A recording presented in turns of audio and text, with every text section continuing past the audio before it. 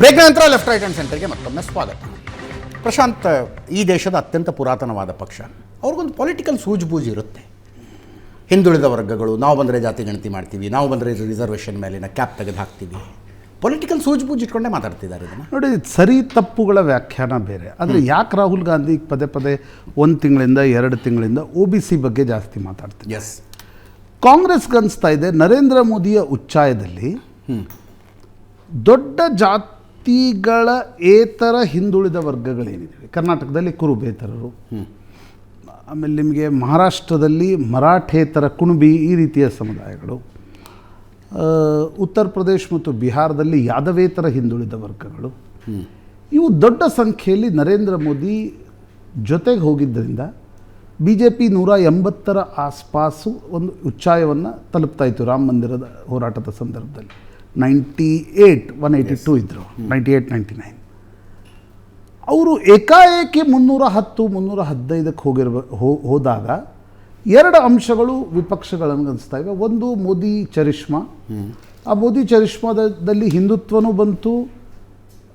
ವಾಜಪೇಯಿಗೆ ಸಾಧ್ಯ ಆಗದೇ ಇದ್ದದ್ದು ನರೇಂದ್ರ ಮೋದಿಗೆ ಯಾಕೆ ಸಾಧ್ಯ ಆಯಿತು ಅಂತಂದರೆ, ಅದು ಹಿಂದುಳಿದ ವರ್ಗದ ಒಂದು ಕ್ರೋಢೀಕರಣ ದೊಡ್ಡ ಪ್ರಮಾಣದಲ್ಲಾಯಿತು ಮೋದಿ ಹಿಂದೆ ಅಂತಕ್ಕಂಥದ್ದು.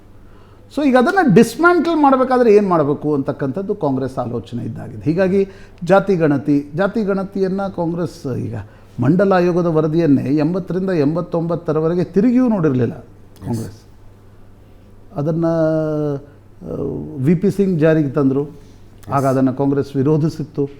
ಈಗ ಏಕಾಏಕಿ ಇಲ್ಲ, ಹಿಂದುಳಿದ ವರ್ಗಗಳ 50%, ಇವತ್ತು ನಿನ್ನೆ ರಾಹುಲ್ ಗಾಂಧಿ ಹೇಳಿದರೆ 85% ಮೀಸಲಾತಿಯನ್ನು ಕೊಡಬೇಕು ಅಂತಕ್ಕಂಥದ್ದನ್ನು, 50ರ ಮೀಸಲಾತಿ ಕ್ಯಾಪನ್ನು ನಾನು ತೆಗೆದು ಹಾಕ್ತೀನಿ ಅಂತಕ್ಕಂಥ ಕೋರ್ಟ್ ಹ್ಯಾಸ್ ಟು ಡಿಸೈಡ್. ನಂತರ ಇವತ್ತು ರಾಹುಲ್ ಗಾಂಧಿ ಹೇಳ್ತಾ ಇದ್ದಾರೆ, ನೋಡಿ ನಿತೀಶ್ ಕುಮಾರ್ ಈ ಪ್ರಯೋಗವನ್ನು ಮಾಡಿದರು ಬಿಹಾರದಲ್ಲಿ, ಆದರೆ ಆಮೇಲೆ ಅನ್ನಿಸ್ಲಿಕ್ಕೆ ಸ್ಟಾರ್ಟ್ ಆಯಿತು ಇದು ಜಾಸ್ತಿ ಫಲ ಕೊಡ್ತಾ ಇಲ್ಲ ಅಂತ. ಹೀಗಾಗಿ ಅವರು BJP ಕಡೆ ಶಿಫ್ಟ್ ಆದರು. ಈಗ ರಾಹುಲ್ ಗಾಂಧಿಗೆ ಅನಿಸ್ತಾ ಇದೆ, ನಾನು OBC ಬಗ್ಗೆ ಎಷ್ಟು ಹೆಚ್ಚೆಚ್ಚು ಮಾತಾಡ್ತೀನಿ ಅಷ್ಟು BJPಯನ್ನು ಡಿಸ್ಮ್ಯಾಂಟಲ್ ಮಾಡಲಿಕ್ಕೆ ಸಾಧ್ಯ ಆಗುತ್ತೆ ಅಂತಕ್ಕಂಥದ್ದು. ಆದರೆ ಅಜಿತ್, ಪಾಲಿಟಿಕ್ಸ್ನಲ್ಲಿ ಯಾರು ಮಾತಾಡ್ತಾರೆ ಅನ್ನೋದು ಬಹಳ ಮುಖ್ಯ ಆಗುತ್ತೆ. ಈಗ ಲೋಹಿತ್ ಮೆಸೇಜ್ ಅನ್ನೋದು ಎಷ್ಟು ಮುಖ್ಯನೋ ಮೆಸೆಂಜರ್ ಅನ್ನೋದು ಕೂಡ ಅಷ್ಟೇ ಮುಖ್ಯ. ಈಗ ಲೋಹಿತ್ ಹಿಂದುಳಿದ ವರ್ಗಗಳ ಬಗ್ಗೆ ಮಾತಾಡ್ತಾರೆ, ಓಕೆ, ಅವ್ರ ಕನ್ವಿಕ್ಷನ್ ಪ್ರಕಾರ ಅವ್ರು ಏನೇನು ಮಾತಾಡ್ತಾರೆ. ಆದರೆ ಯಾರು ಇದನ್ನು ಮಾತಾಡ್ತಾರೆ ಅನ್ನೋದು ಬಹಳ ಮುಖ್ಯ ಆಗುತ್ತೆ. ಲಾಲು ಮಾತಾಡಿದಾಗ, ಸಿದ್ದರಾಮಯ್ಯನವರು ಮಾತಾಡಿದಾಗ ಆ ಕಾಸ್ಗೋಸ್ಕರ ಒಂದು 20-30 ವರ್ಷಗಳಿಂದ ಕೆಲಸ ಮಾಡಿದ್ದಾರೆ. ರಾಹುಲ್ ಗಾಂಧಿ ಮತ್ತು ಅವರ ಪಕ್ಷ OBCಯ ಮೀಸಲಾತಿ ಸಂದರ್ಭದಲ್ಲಿ, ಅದೊಂದು ಸುಪ್ರೀಂ ಕೋರ್ಟ್ಗೆ ಪ್ರಕರಣ ಹೋದಾಗಿನ ಸಂದರ್ಭದಲ್ಲಿ ಜಾತಿ ಗಣತಿಯ ವಿಷಯದಲ್ಲಿ ಏನು ಸ್ಟ್ಯಾಂಡ್ ತೆಗೆದುಕೊ ಅಂದರೆ, ರಾಹುಲ್ ಗಾಂಧಿಗೆ 3 ತಿಂಗಳ ಹಿಂದೆ ಅನ್ನಿಸ್ತು ಇಲ್ಲ ಜಾತಿ ಗಣತಿ ಆಗಬೇಕು, ಆ ಕಾರಣದಿಂದ 2 ತಿಂಗಳಲ್ಲಿ ಆ ನಿರ್ಧಾರ ಮಾಡಿಬಿಡ್ಬೇಕು ಸರ್ಕಾರ ಅಂತಕ್ಕಂಥದ್ದು. ನನಗನ್ಸುತ್ತೆ ಚುನಾವಣೆ ಈ ವಿಷಯವನ್ನು ನಿರ್ಣಯ ಮಾಡುತ್ತೆ. ಜಾತಿ ಗಣತಿ ಆಗಬೇಕೋ ಬೇಡವೋ ಅಂತಕ್ಕಂಥದ್ರ ಬಗ್ಗೆ ಪರವಿರೋಧದ ಅಭಿಪ್ರಾಯಗಳಿರ್ಬೋದು, ಬಟ್ ಚುನಾವಣೆ ಅಂತಿಮವಾಗಿ ನಮ್ಮ ದೇಶದಲ್ಲಿ ಎಲ್ಲವನ್ನು ನಿರ್ಧಾರ ಮಾಡಬೇಕಾಗಿರ್ತಕ್ಕಂಥದ್ದು. ಹೀಗಾಗಿ ಕಾಂಗ್ರೆಸ್ ಜಾತಿಯನ್ನು ಪಿನ್ ಪಾಯಿಂಟ್ ಮಾಡಿಕೊಂಡು, ಇಲ್ಲ ಮೋದಿ ಹಿಂದುಳಿದ ವರ್ಗದವರಲ್ಲ ಅನ್ನುವ ಒಂದು ಮಾತನ್ನು ರಾಹುಲ್ ಗಾಂಧಿ ಈಗ ಹೇಳ್ತಾ ಇದ್ದಾರೆ ಅನಿಸುತ್ತೆ. ಜಾತಿ ಗಣತಿಯ ಪ್ರಶ್ನೆ ಬಂದಾಗ ಕೂಡ ಈಗ ಮಧ್ಯಪ್ರದೇಶ್, ಛತ್ತೀಸ್ಗಢ, ರಾಜಸ್ಥಾನ್ ಜಾತಿ ಗಣತಿಯ ವಿಷಯ ತುಂಬ ದೊಡ್ಡ ಮಟ್ಟದಲ್ಲಿ ಚರ್ಚೆ ಆಯಿತು. ಆದರೆ ಕಾಂಗ್ರೆಸ್ಗೆ ನಿರೀಕ್ಷಿತ ಫಲ ಸಿಗಲಿಲ್ಲ. ನಾನು ಜಾತಿ ಗಣತಿ ಆಗಬೇಕು ಅಂತಕ್ಕಂಥ ಚರ್ಚೆಗೆ ಹೋಗ್ತಾ ಇಲ್ಲ. ಆದರೆ ಕಾಂಗ್ರೆಸ್ಸಿಗೆ ಅನಿಸ್ತಾ ಇದೆ OBC ವೋಟ್ಸ್ ಕನ್ಸಾಲ್ಟೇಷನ್ ಏನು BJP 10 ವರ್ಷಗಳಿಂದ ಅವ್ರ ಪ್ಲಾನ್ ಕರೆಕ್ಟ್ ಆಗಿದೆ. ನಿಮ್ಮ ಅತಿ ದೊಡ್ಡ ವೋಟ್ ಬ್ಯಾಂಕಿಗೆ ಕೈ ಹಾಕಬೇಕು ಅನ್ನೋ ಪ್ರಯತ್ನ ಮಾಡ್ತಿದ್ದಾರೆ ದೊಡ್ಡವರವರೇ. ನೋಡಿ, 1950ರಿಂದ 2014ರವರೆಗೆ ಆಳಿದಂಥ ವಾಜಪೇಯಿಯವರ ಕಾಲವನ್ನು ಬಿಟ್ಟರೆ ಅವರು ಯಾವತ್ತೂ ದಲಿತರ ಪರವಾಗಿರಲಿಲ್ಲ, ಯಾವತ್ತೂ ಹಿಂದುಳಿದವರ್ಗ ಪರವಾಗಿರಲಿಲ್ಲ. On record. ಈಗ ಠಾಕೂರಿ ಪ್ರಸಾದರವರು 1970ರಲ್ಲಿ ಬಿಹಾರದ ಮುಖ್ಯಮಂತ್ರಿ ಅವ್ರನ್ನ ಡಿಸೆಬಲೈಸ್ ಮಾಡ್ತಕ್ಕಂಥದ್ದು, ಜಗಜೀವನ್ ರಾಮ್ ಅವರು ಪ್ರಧಾನಮಂತ್ರಿಗಳಾಗದ ಸಂದರ್ಭದಲ್ಲಿ ಇಡೀ ವ್ಯವಸ್ಥೆನೇ ಅವ್ರಿಗೆ ರಿಸೈನ್ ಮಾಡಿ ಸರ್ಕಾರವನ್ನೇ ಬದಲಾವಣೆ ಮಾಡ್ತಕ್ಕಂಥದ್ದು. ಅದೇ ಯಾಕೆ ಇಂಡಿಯಾದ ಒಂದು ಒಕ್ಕೂಟದವರು ಒಬ್ಬ ಮಮತಾ ಬ್ಯಾನರ್ಜಿಯವರು ಖರ್ಗೆ ಅವ್ರ ಹೆಸರು ಹೇಳಿದಾಗ ನಮ್ಮ ಕರ್ನಾಟಕದ ಮುಖ್ಯಮಂತ್ರಿಗಳು ರಾಹುಲ್ ಗಾಂಧಿ ಅವ್ರ ಹೆಸರು ಹೇಳ್ತಾರೆ. ನಮ್ಮ KH ಮುನಿಯಪ್ಪನವರು, ಪರಮೇಶ್ವರ್ ಅವರು ಉಪಮುಖ್ಯಮಂತ್ರಿಗಳಿಗೆ ಒದ್ದಾಡ್ತಾರೆ, ಅವ್ರು ಅಷ್ಟು ದೊಡ್ಡ ಸೀನಿಯರ್ ಲೀಡರ್ ಆಗಿದ್ರು ಕೂಡ. ಇವರು ಯಾವ ಕಾಲದಲ್ಲಿ ಇವರು ಪರವಾಗಿದ್ದಾರೆ? ನಾನು ಹೇಳ್ತೀನಿ ನೋಡಿ, 2014ರಲ್ಲಿ ಪ್ರಧಾನಮಂತ್ರಿಗಳ ಆದ ಕೂಡಲೇ ಸನ್ಮಾನ್ಯ ಶ್ರೀ ರಾಮನಾಥ್ ಕೋವಿಂದ್ ಅವರನ್ನ ರಾಷ್ಟ್ರಪತಿಗಳನ್ನಾಗಿ ಮಾಡಿದರು.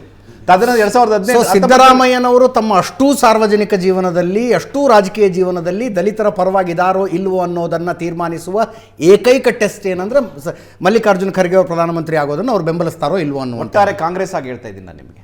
ಒಟ್ಟಾರೆ ಕಾಂಗ್ರೆಸ್ ಯಾವತ್ತೂ ದಲಿತ ಪರವಾಗಿ OBC ಪರವಾಗಿ ಇರಲಿಲ್ಲ ಅನ್ನೋ ಮಾತನ್ನು ನಾನು ತಮ್ಮ ಗಮನಕ್ಕೆ ತರಲಿಕ್ಕೆ ಬಯಸ್ತೇನೆ. 2014 ಆದ ಕೂಡಲೇ ಸನ್ಮಾನ್ಯ ಶ್ರೀ ಕೋವಿಂದ್ ಇವ್ರನ್ನ ಮಾಡಿದರು, ರಾಷ್ಟ್ರಪತಿಗಳನ್ನು ಮಾಡಿದರು. ತದನಂತರದಲ್ಲಿ ಆದಿವಾಸಿ ಮಳೆ ಮುರ್ಮು ಅವ್ರನ್ನ ಮಾಡಿದರು. 70 ಜನ ಕ್ಯಾಬಿನೆಟ್ ಸಚಿವರಲ್ಲಿ 56 ಜನ SC ST OBC ಇದ್ದಾರೆ ಇವತ್ತು ನಮ್ಮ ಇವರಲ್ಲಿ.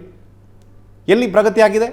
ಅವರೊಬ್ಬ ಸಾಮಾನ್ಯ ಬಂದಿದ್ದಾರೆ ಅನ್ನೋ ಒಂದೇ ಒಂದು ಕಾರಣಕ್ಕೆ ಅವರ ಜಾತಿನ ಏಳಿಸುವಂಥ ಒಂದು ಪ್ರಧಾನಮಂತ್ರಿ ಕ್ಯಾಂಡಿಡೇಟ್ ಆಗುವಂಥ ಸನ್ಮಾನ್ಯ ಶ್ರೀ ರಾಹುಲ್ ಗಾಂಧಿ ಅವರು ಹೇಳ್ತಾರೆ ಅಂತಂದರೆ ಅವರ ಒಂದು ಚಿಂತನೆ ಎಲ್ಲಿದೆ, ಅವರ ಒಂದು ರಾಜಕೀಯ ಆಲೋಚನಾ ಪರಿ ಹೇಗಿದೆ ಅನ್ನೋದನ್ನು ತಾವು ದೊಡ್ಡವರೇ, ನೀವು ಎಷ್ಟೋ ಸಂಖ್ಯೆಗಳನ್ನು ಹೇಳಿದ್ರಲ್ಲ, ಇಷ್ಟು ಜನ ಹಿಂದುಳಿದ ವರ್ಗದವರು ಕ್ಯಾಬಿನೆಟ್ನಲ್ಲಿದ್ದಾರೆ ಅಂತ. ಹೌದು, ಕೋಇನ್ಸಿಡೆಂಟ್ಲಿ ಆಯಾ ಸಮುದಾಯದವರು ಹುಟ್ಟಿದವ್ರನ್ನ ನೀವು ಪಿಕ್ ಮಾಡ್ಕೊಂಡು ಬಂದು ಮಿನಿಸ್ಟರ್ಗಳನ್ನು ಮಾಡಿದ್ದೀರಿ. ಒಂದು ನಿಮಿಷ ಹೇಳ್ತೀನಿ ಕೇಳಿ. ಅವರನ್ನು ಮಿನಿಸ್ಟರ್ ಮಾಡಿದ್ದಕ್ಕೆ ಅವರ ಸಮುದಾಯಗಳು ಉದ್ಧಾರ ಆಗ್ತವೆ ಅನ್ನುವ ಥಿಯರಿ ಏನಿದೆಯಲ್ಲ, ಆ ಥಿಯರಿಯನ್ನು ಪ್ರಪೋಸ್ ಮಾಡುವ ಮೂಲಕ ಅವರ ಕ್ಷೇತ್ರದ ಉಳಿದ ಸಮುದಾಯಗಳ ಕಥೆ ಏನು ಅನ್ನುವ ಪ್ರಶ್ನೆಯನ್ನು ನೀವು ಎತ್ತೋ ಹಂಗೆ ಮಾಡ್ತೀರಿ. ಇಲ್ಲ ಪ್ರಶ್ನೆ ನಾನು ಮಾತನಾಡ್ತಾ ಇರೋದು ಸತ್ಯ ಆಗೋ ಕಾಲ ರಾಜಕಾರಣದಲ್ಲಿ ಯಾವತ್ತು ಬರುತ್ತೋ ಗೊತ್ತಿಲ್ಲ. ಅದು ಬರಲಿ ಅನ್ನೋದಷ್ಟೇ ನನ್ನ ನಾನೇನ್ ಹೇಳ್ತಾ ಇದ್ದೀನಿ, ಮಾನ್ಯ ಮೋದಿ ಅವರು ಎಲ್ಲ ಈ ದಶಕದ ಅಗತ್ಯ, ಮುಂದಿನ ದಶಕದ ಅಗತ್ಯ ಜಾತಿ ಗಣತಿ. ಈ ಜಾತಿ ಗಣತಿ ನಾವು ಬಿಜೆಪಿ ಕೆಟಗರಿಕಲಿ ಬಿಜೆಪಿ ಮತ್ತೆ RSS ಇಬ್ರು ಹೇಳಿದ್ದಾರೆ ಜಾತಿ ಜನಗಣತಿಯ ಮಾಡಿದ್ರೆ ದೇಶದ ಐಕ್ಯತೆಗೆ ಬಹಳ ಪೆಟ್ಟು ಬೀಳುತ್ತೆ. ಹೆಂಗ್ ಪೆಟ್ಟು ಬೀಳುತ್ತೆ? 2014 ತನಕ ಯಾಕೆ ಮಾಡ್ಲಿಲ್ಲ? ಪಟ್ಟು ಬೀಳುತ್ತೆ ಅಂತಾನೆ ಮಾಡ್ಲಿಲ್ಲ. ಅವ್ರು ಮಾಡಕ್ 1931ರಲ್ಲಿ ಬ್ರಿಟಿಷರು ಮಾಡಿದ ಜಾತಿ ಗಣತಿಯ ಆಧಾರದ ಮೇಲೆ ಇಲ್ಲಿ ತನಕದ ನೀತಿ ನಿಯಮಗಳ ಯಾಕೆ ಮಾಡ್ಲಿಲ್ಲ ಅಂತ ಹೇಳ್ತಾ ಇದ್ದೀನಿ. ನೆಹರು ಆದ್ರು, ಇಂದಿರಾ ಗಾಂಧಿ ಆದ್ರು, ರಾಜೀವ್ ಗಾಂಧಿ ಆದ್ರು, ನರಸಿಂಹರಾಯರಾದ್ರು, ಮನಮೋಹನ್ ಸಿಂಗ್ ಆದ್ರು, ಒಂದೊಂದು ಮೇಲೆ ಬಂದಂತ ಅಧಿಕಾರಿಗಳನ್ನ ಹೇಳ್ತಾ ಇದ್ದೀನಿ. 50 ವರ್ಷಗಳ ಕಾಲ ಕಾಂಗ್ರೆಸ್ ದೇಶವನ್ನು ಆಳಿದೆ. ಒಂದೊಂದು ಸಮಯದಲ್ಲೂ ಕೂಡ ಒಂದೊಂದು ವಿಷಯಕ್ಕೆ ಪ್ರಾಮುಖ್ಯತೆಯನ್ನು ಕೊಟ್ಕೊಂಡು ಈ ದೇಶವನ್ನು ಕಟ್ಕೊಂಡು ಬಂದಿದೆ. ಇವತ್ತಿನ ಅಗತ್ಯ ಬಂದು ಜಾತಿ ಜನಗಣತಿ ಇದೆ. ಮತ್ತೆ ಅದರಿಂದ ಏನಾಗುತ್ತೆ, ಸಾಮಾಜಿಕ, ಆರ್ಥಿಕ, ಶೈಕ್ಷಣಿಕ ಅವರ ಒಂದು ಸ್ಥಿತಿಗತಿ ಗೊತ್ತಾಗ್ತದೆ. ಅವರಿಗೆ ಬೇಕಾದ ಯೋಜನೆಗಳನ್ನ ಮಾಡಬಹುದು.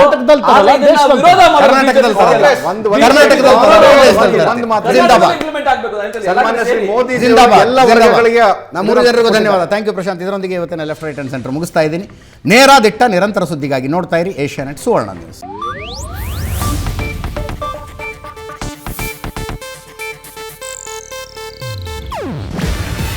ಇದು ಏಷ್ಯಾನೆಟ್ ನ್ಯೂಸ್ ನೆಟ್ವರ್ಕ್ ಪ್ರಸ್ತುತಿ. ನೀವು ನೋಡ್ತಿದ್ದೀರಾ ಏಷ್ಯಾನೆಟ್ ಸುವರ್ಣ ನ್ಯೂಸ್.